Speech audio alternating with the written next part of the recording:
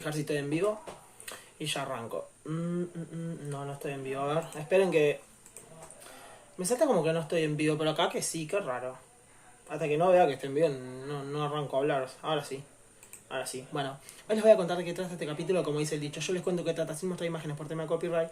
Y a ustedes si les gusta, lo ven con imágenes en el canal de YouTube de ellos, porque yo no puedo mostrar nada acá, si no me desmonetizan. Sabiendo eso, comenzamos en la parte 1.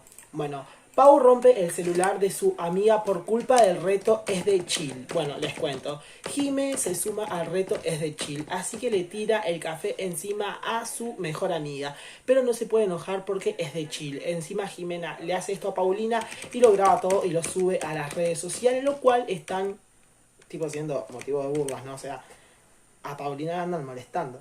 O sea, resulta que Jime es amiga de Paulina, le tira el café y hace todo. Sí hace un video y bueno, no se puede enojar porque es de Chile, así es el reto, pero dale. O sea, es tu amiga, ¿entiendes? Estás viendo que están comentando cosas y mantiene el video. Por ese motivo, Pau se enfurece con Jimena, ¿bien?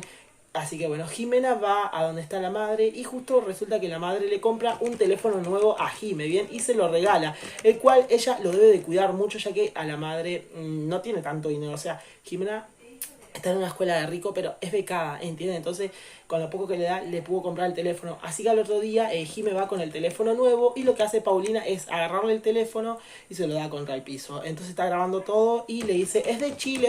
Así que bueno, resulta que ahora Jimena no se puede enojar, ¿bien? Bueno, el novio de Paulina ve que, bueno, Paulina junto a las amigas le rompió el teléfono a Jime, así que le brinda apoyo. Mientras tanto, en el café del dicho están hablando del reto Es de Chill y bueno, hablan de todo eso, del nuevo reto, lo cual va a ser un problema. Ven que borró. ¿Quién sabe en qué termina todo esto? Véanse la parte 2, se los cuento en el próximo video.